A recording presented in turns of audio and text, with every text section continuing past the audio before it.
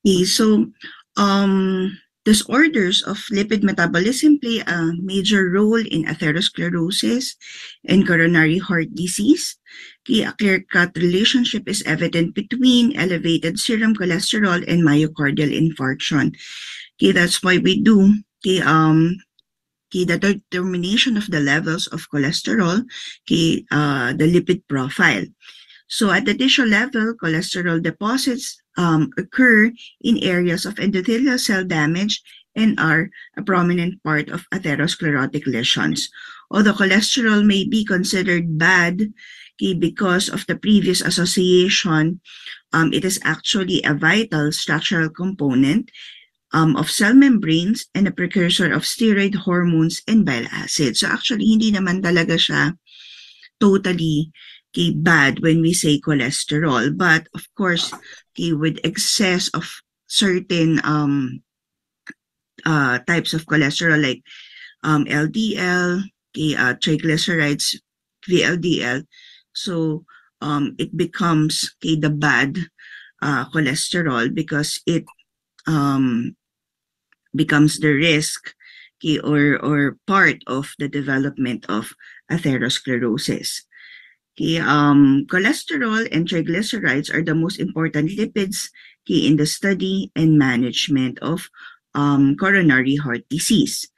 Okay, so this will be the outline of the lecture basically. Okay, the lipid profile. So we will be discussing the different lipoproteins, lipoprotein classes, the disorders, and cardiovascular disease risk assessment. Lipids are soluble okay, um, are soluble in nonpolar organic solvents such as chloroform and ether, but relatively insoluble in polar solvents like water.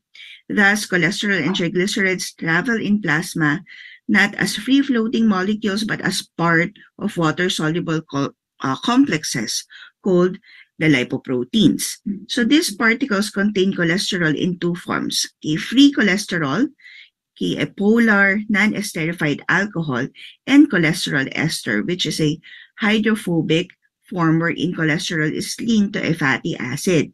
So the lipoprotein, so this is a composition or the structure of the lipoprotein, so is arranged like a micelle.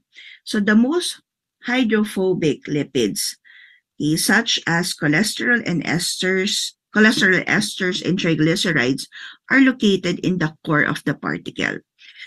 Lipids with some hydrophilicity, such as free cholesterol and phospholipids, are arranged on the surface with polar groups pointing outward.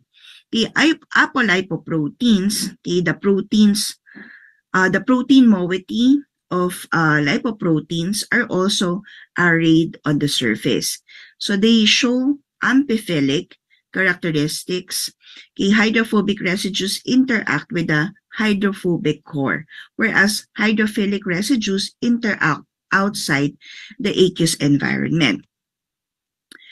There are four major lipoprotein classes, as seen here in table 17.1, 17-1. So we have the four major lipoprotein classes, chylomicrons, VLDL, LDL, and HDL, while others, the minor classes have also been identified. The intermediate density lipoprotein, or the IDL, and the lipoprotein A. So how do they classify this? Lipoproteins, they classify, or the lipoproteins are classified based on the buoyant density of the particles. So several minor lipoproteins nga have been identified aside dun sa four major. So lipoproteins can be differentiated by density, particle size, chemical composition, and electrophoretic mobility. So these physical properties are due to differences in the protein, triglyceride, and cholesterol content and reflect the role of each lipoprotein in lipid metabolism. So each lipoprotein is associated with specific APOs, no? So ito APO A or B. That play important role in lipid transport, such as activating or inhibiting the enzymes involved in lipid metabolism and binding lipoproteins to cell surface receptors. So the APO composition of the lipoprotein classes are seen here, no? So there are certain lipoprotein class that are ApoA and ApoB. So others, no, yung mga pag ApoB naman, okay, so based on the presence or and absence of ApoB, lipoproteins are classified as ApoB containing and non-ApoB containing. So ano yung mga ApoB containing, no? So tingnan natin siya, no? Chylomicrons, VLDL, IDL, LDL, and non-ApoB, the HDL. So makita nyo for HDL, ApoA. Also, so this is for electrophoretic mobility.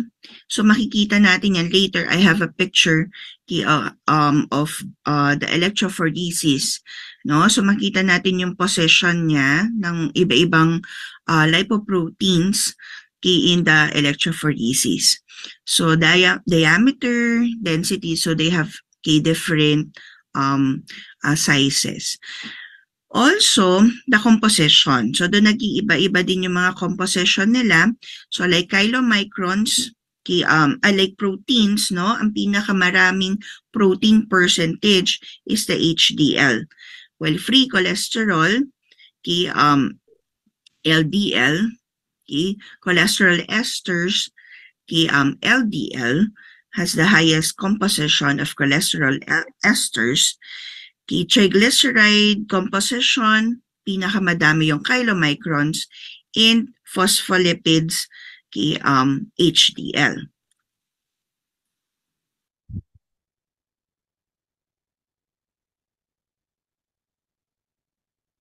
Okay, so this is for the classification of lipoproteins.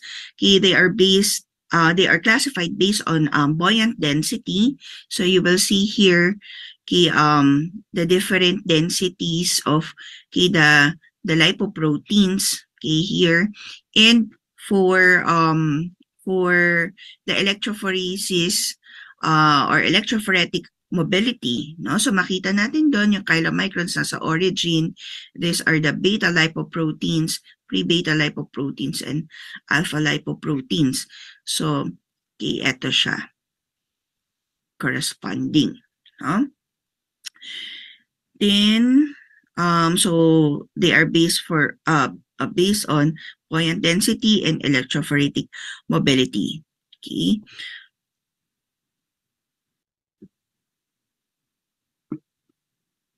So also, the figure depicts successive shrinkage in the size of lipoprotein as a consequence of lipolysis of triglycerides present in the particle.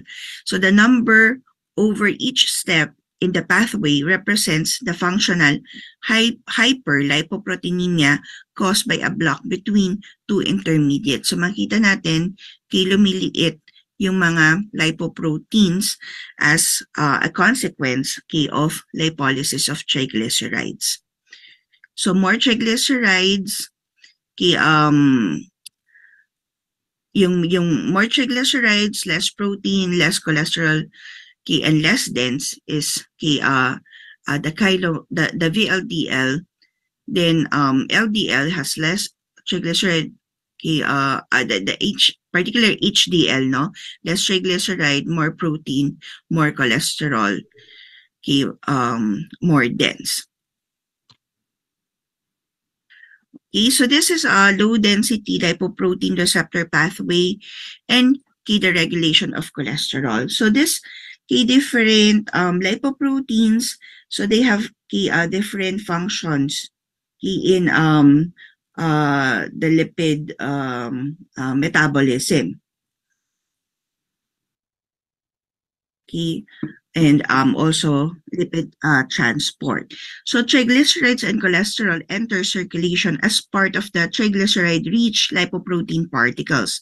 Chylomicrons produced in the intestine and VLDLs produced primarily by the liver. So their synthesis requires an intracellular chaperone, microsomal triglyceride transfer protein, or the MTP, that transfers different lipids in vitro systems. So in addition, MTPs physically interact with ApoB. So these two properties of MTP play a critical role in the biosynthesis of ApoB-containing lipoproteins. So it is believed that MTP physically associates with nascent ApoB in endoplasmic reticulum and lipidates it, so forming a lipoprotein particle that is further matured and secreted. Enterocyte synthesize chylomicrons under postprandial condition. So after eating, enterocytes synthesize chylomicrons. So in fasting conditions, they synthesize VLDL and smaller lipoproteins. So these lipoproteins are concentrated into mesenteric lymphatics and are delivered to blood at the thoracic duct. So hepatocytes synthesize VLDL and directly secrete into the circulation. So their synthesis is also dependent on MTP activity. So the main function of the ApoB-containing lipoprotein, so yung mga minensyon natin kanina, VLDL, LDL, chylomicrons, IDL, is to deliver cholesterol and triglycerides to different tissues. Okay? Chylomicrons are primarily involved in the absorption and delivery of dietary fat and fat-soluble vitamins, whereas VLDLs deliver endogenous lipids into the tissues. Okay, so LDL and chylomicron remnants deliver lipids to the tissues, while the HDL, so ito yung non-ApoB, so particularly ApoA sila, no, containing, is thought to be the vehicle for reverse cholesterol transport. So the process by which excess cholesterol is removed from the peripheral tissue and transported back to the liver. That's why they consider HDL as the good cholesterol. So HDL is secreted from both the liver and the intestine as nascent dish-shaped particles that contain APOS, cholesterol, and phospholipid. Okay. So the components of the lipid profile, so basically ito yung mga mini-measure natin, no? HDL, LDL, triglycerides, and total cholesterol. Okay. And in some institutions, kasama yung VLDL, no, as part of the lipid profile. Okay, so 5 yung components na makikita nyo ng lipid profile. So lipoprotein concentration have been measured and described in several ways. So some of these measurements, including particle mass and mass concentration, are not easily applied for screening or routine clinical purposes. So other methods used to describe lipoprotein content of blood. So because the cholesterol composition of each lipoprotein class is similar from individual to individual, lipoprotein cholesterol is commonly used to evaluate lipoprotein concentration. So ito nga yung lipid profile.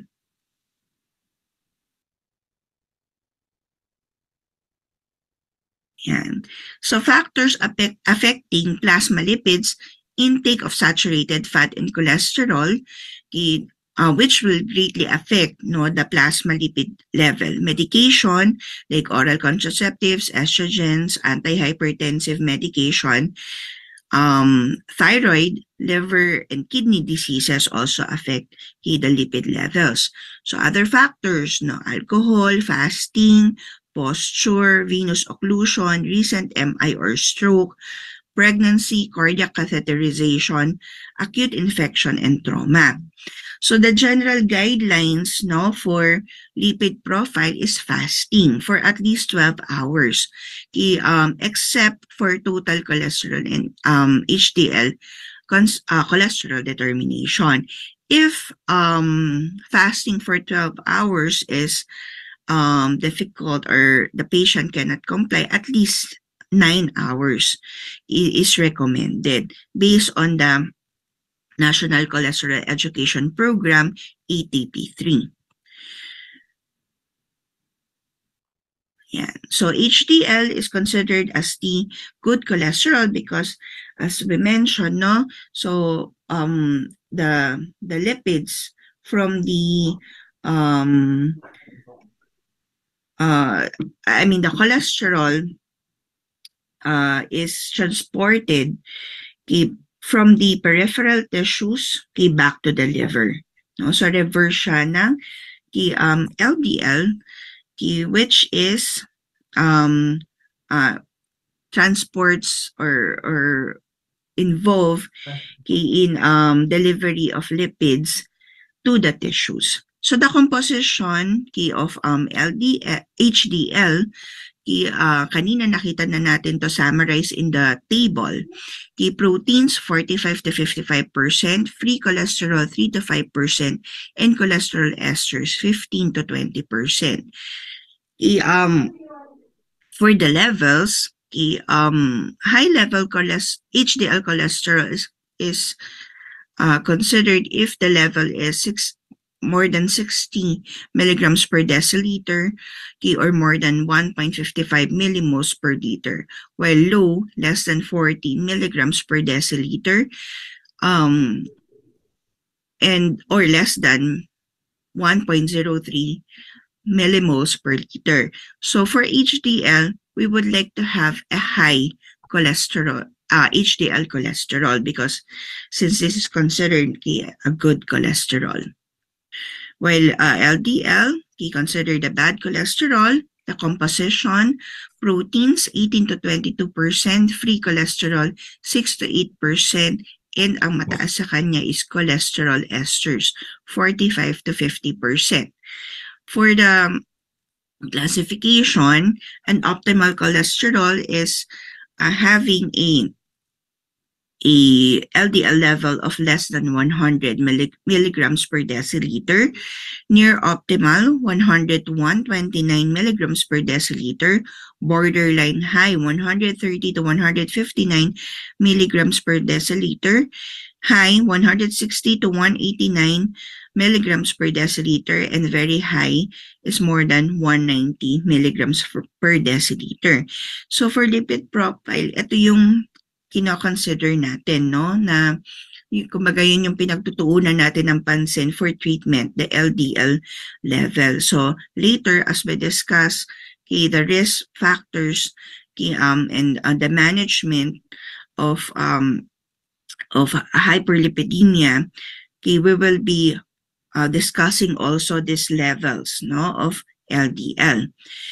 So as a summary, so LDL and chylomicrons deliver lipids to the tissue, while HDL, the good cholesterol, regulates LDL storage and also promote excretion of cholesterol because the cholesterol is transported back to the liver. Triglycerides, normal range is less than 1.69 millimoles per liter or 115 milligrams per deciliter. Total cholesterol accounts for all the sterols in plasma. So 30 to 40 unsterified, 60 to 70 esterified. Levels, of classification, so desirable is less than 200, borderline high 200 to 239, and high more than 239 milligrams per deciliter.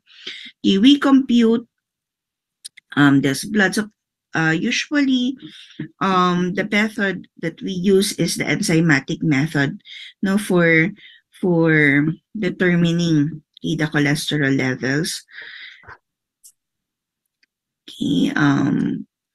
The estimation of lipoprotein and lipoprotein cholesterol. So meron tayong mga iba-ibang methods na ginagamit, no? We also do the we also have the Friedwald calculation, or Friedwald's equation. So LDL cholesterol can be determined by using this formula, which is originally described by Friedwald-Levy and Fredrickson. Generally, fasting plasma samples, LDL contain the cholesterol that is not present in HDL or VLDL. So thus, LDL can be determined by the following equation, which is in which concentrations are expressed in millimoles, and the term is used to represent VLDL cholesterol. So LDL cholesterol equals total cholesterol minus HDL cholesterol minus triglycerides in millimoles per liter over 2.19. Okay? So sa book, makita nyo rin, like Henry's, no, over 2.175. Okay, so the term plasma triglyceride is used when concentration are expressed in milligrams per deciliter. So in method, the plasma, total cholesterol, triglyceride, and HDL concentrations are determined as described, no? Because VLDL carries most plasma triglyceride. VLDL cholesterol concentration is estimated from the ratio of triglyceride to cholesterol in VLDL. So to get that, so ito yun yung VLDL cholesterol, so plasma triglyceride over 2.19 or 2.175. Okay, so limitations. Okay, so may limitations din tong equation or formula na of Friedwald's. Okay, so errors in LDL cholesterol estimation at triglyceride levels over 2.26 millimoles per liters or 200 milligrams per deciliter. Meaning if the triglyceride level is high. Unacceptable naman if the triglyceride level is over 4.52 millimoles per liter or 400 milligrams per deciliter. Okay, meron din na mga LDL calculation. So we will just input the total cholesterol, HDL, and triglycerides, and the result will be generated. Okay, lipid disorders. Okay, these are the lipid disorders associated with increase in cholesterol levels, particularly LDL and triglycerides, no? Atherosclerosis, hyperlipoproteinemia, hypolipoproteinemia. So pag hyperlipoproteinemia, included dyan yung hypercholesterolemia, hypertriglyceridemia, and combined hyperlipidemia. So atherosclerosis, deposition of esterified cholesterol in artery walls, increase smooth muscle cells, extracellular lipid, calcification, fibrosis, macrophages, lymphocytes, and platelets, which form a plaque, no? The atherosclerotic plaque. So, na-discuss nyo na to in pathology. The cornerstone for the development of atherosclerosis is vascular injury. So, you also have studied na pag merong vascular injury which is caused by hyperlipidemia, one of them is hyperlipidemia, hypertension, hyperglycemia, hypoxia, infection, inflammation. So, nagkakos yun ng blood vessel injury. Of course, if there's injury, it should be repaired. No? So, kaya nagkakaroon ng recruitment of the smooth muscle. So, syempre, first platelets, no, to fix that as the primary platelet plug, no. Then magre-recruit na yun ng smooth muscles to the intimal layer, and And also, aside sa recruitment ng smooth muscles, nagde-divide din itong mga smooth muscles na ito. Then, mga inflammatory cells like macrophages, lymphocytes, so may platelets yan kasi yun ang unang pupunta doon, platelets. And paulit-ulit yan na mangyayari, unfortunately, no? Because there is hyperlipidemia or other causes, hyperglycemia. So paulit-ulit yan na nangyayari until kumapal or mag-increase yung plaque dun sa blood vessel. As fate of these plaques, pwede siyang mag-rupture or ma-erode, which can cause thrombosis. So also pag kumapal yung plaque, pwedeng ma-occlude yung blood vessel. So magkukause siya ng obstruction. Pag naman nag-rupture or nag-erode yung plaque, which is one of the fates of the plaque. So it can lead to thrombosis pag na-detach, nagpunta sa ibang areas or ibang organs. We call that the embolus. So this may block also the circulation. Okay, so examples of this are coronary artery disease, peripheral vascular disease, cardiovascular disease. Hyperlipoproteinemia. So in hypercholesterolemia, there is increase in total cholesterol in LDL. Hypertriglyceridemia, the triglycerides increase while LDL or ApoC2 are decreased. Combined hyperlipoproteinemia, increased triglycerides, cholesterol, VLDL, and chylomicrons. Hyperlipoproteinemia with elevation of lipoprotein A, so increases the risk of coronary heart disease and cardiovascular disease. Lipoprotein A is said to be associated with coronary heart disease but is inconclusive. So most LDL lowering drugs have no effect on lipoprotein A concentration. Hypolipoproteinemia, so isolated decrease in circulating HDL without hypertriglyceridemia. So Tangier's disease, so this is a genetic disease with mutation in the ABCA1 transporter, which is located in the long arm of chromosome 9, band 3 subband 1. So ito there is abnormality in the transport of cholesterol by HDL. So there's an increased risk of premature coronary heart disease. For the risk assessment, the ATP guidelines, ATP3 guidelines. So ito kasing ATP, which is developed by National Cholesterol Education Program, from 1 yan. Ngayon, meron ng 4. But generally, the 3 and 4, halos magkapareho daw sila, and ang mas ginagamit is the ATP3.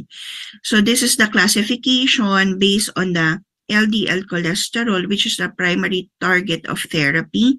Also total cholesterol and HDL cholesterol. Okay, so this is the step 1 is the determination of lipoprotein levels. Obtain complete lipoprotein profile after 9 to 12 hours of fasting. So that's the lipid profile. So kasama dyan ang LDL, total cholesterol, and HDL. So kinaklasify din nila yan based dun sa level. So na-mention natin to kanina dun sa mga classification. No? So we classify LDL as optimal, near optimal, or above optimal, borderline, high, and very high. And for the cholesterol, the desirable level, borderline high, low, and high for HDL. Then next is we identify the presence of clinical atherosclerotic disease that confers high risk for coronary heart disease events, okay, or the coronary heart disease risk equivalent, like clinical coronary heart disease, symptomatic carotid artery disease, peripheral arterial disease, and abdominal aortic aneurysm. Third is determine presence of major risk factors other than LDL. Okay, like cigarette smoking, hypertension with a blood pressure of 140/90 milligrams per deciliter or high, or on antihypertensive medication. So, ibig sabihin, meron na siya talagang established na hypertension. Low HDL cholesterol, less than 40, family history of premature coronary heart disease in male, first-degree relative, less than 55 years old, or a female, first-degree relative, less than 65 years old. And for the age, men more than 45 years old and women more than 55 years old. Bakit mas late sa females? So if you will still remember the discussion of atherosclerosis, pag less than the women, mas late yung age nila for the development of coronary heart disease because of the estrogen level, during the reproductive age, less than 55, mataas yung estrogen level, or there is enough amount of estrogen level which is somewhat protective for the development of atherosclerosis.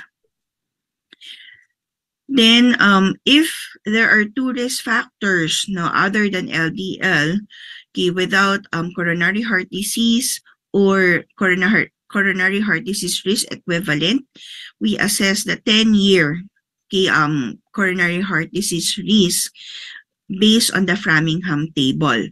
So there are 3 levels of 10-year risk. Coronary heart disease risk equivalent, that is more than 20%, then 10 to 20% and less than 10%. Okay, so ito yung mga equivalents niya, Sa risk category, coronary heart disease or coronary heart disease risk equivalent, 10-year risk of more than 20%. So this is for the treatment, because we have to establish the LDL goal for therapy, and when to do the therapeutic lifestyle changes or give drugs or medications for these patients. So pag meron siyang 10-year risk of more than 20%, the LDL goal should be less than 100, and mag-start tayo ng therapeutic lifestyle change if the LDL level is greater than or equal to 100 milligrams per deciliter, and drug therapy if more than 130 milligrams per deciliter. Optional if optional na magbigay ng drug therapy if the level is 100 to 129. So between 100 and 130. If there are 2 risk factors, but the 10-year risk is less than 20%, the goal of the LDL is 130. Then mag-start ng lifestyle changes if the level is 130, and medication if the 10-year risk is 10 to 20% and the LDL is greater than 130, or pwede namang 10-year risk less than 10% but the LDL is greater than 160. If there are no risk factors or one risk factor present, the goal of the LDL is less than 160. Therapeutic lifestyle changes is started at level 160 milligrams per deciliter of LDL. Then drug therapy if the level is greater than or equal to 190 milligrams per deciliter, or optional 160 to 189 LDL lowering drug is given optional. Then initiate therapeutic lifestyle change like diet, weight management, and increased physical activity. So for the diet, the saturated fat is less than 7% of calories, cholesterol of less than 200 milligrams per day. And consider increased viscous or soluble fiber, and plant stanols or sterols as therapeutic option to enhance LDL lowering. Then consider adding drug therapy if LDL exceeds the levels that we have discussed in the step 5. Identify metabolic syndrome and treat if present after 3 months of therapeutic lifestyle change. Actually, the ATP, particularly ATP3, it is designed for the metabolic syndrome, the management of metabolic syndrome. So these are the different risk factors, no? Abdominal obesity, we measure the waist circumference. Actually, they said that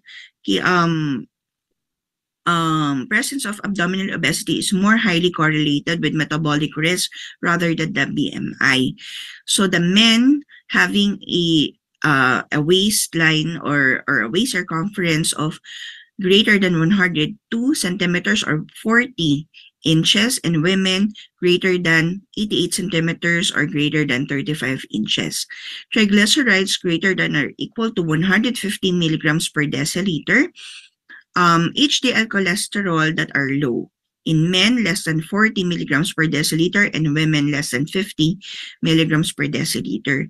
The blood pressure of greater than or equal to 130 over 85 millimeters mercury, and fasting glucose of greater than 110 milligrams per deciliter. So that's why mapapansin nyo minsan, pag ni-request ang lipid profile, kasama dyan ang fasting blood glucose. Treatment of the metabolic syndrome, we treat the underlying cause like obesity or being overweight and physical inactivity. So basically, therapeutic lifestyle change. No, treat lipid and non-lipid risk factors if they persist despite these lifestyle therapies like hypertension. We use aspirin for coronary heart disease patient to reduce prothrombotic state. So alam naman natin to, antiplatelet or blood thinner, we use aspirin. And treat elevated triglycerides and or low HDL. Treat elevated triglycerides by giving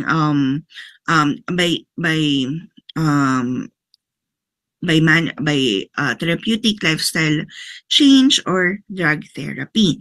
So the classification, no, of the triglycerides, so mention na rin natin to earlier, no? So normal is less than 150, borderline 150 to 199, high 200 to 499, and very high more than 500 milligrams per deciliter. So our aim for the treatment of elevated triglycerides is to reach LDL goal, weight management, physical activity, increased physical activity, and if the triglycerides are greater than or equal to 200 milligrams per deciliter, after LDL goal is reached, we set a secondary goal of non-HDL cholesterol. For non-HDL cholesterol, no, 30 milligrams per deciliter higher than the LDL goal. For low HDL naman, we also treat we also want to reach the LDL goal based on the category. So we intensify the weight management and increase physical activity. If triglycerides is 200 to 249, we achieve non-HDL goal. If triglycerides is less than 200, so isolated low HDL, so ibig sabihin, mababa naman yung kanyang triglycerides. But with a CHD equivalent, we consider nicotinic acid or fibrate as a therapy. So the comparison of LDL cholesterol and non-HDL cholesterol goals for 3 risk categories. So 10-year risk for CHD more than 20%. So the goal of LDL is less than 100 for non-HDL goal. less than 130. Pag multiple risk, like 2 or more risk factors, so 10-year risk of less and 10-year risk of less than 20%, 130 is the goal of the LDL, non-HDL less than 160. While 0 to 1 risk factor less than 160 LDL goal and less than 190 non-HDL goal.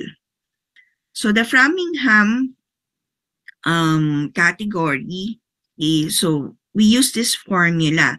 So we just input the age, the blood pressure in systolic,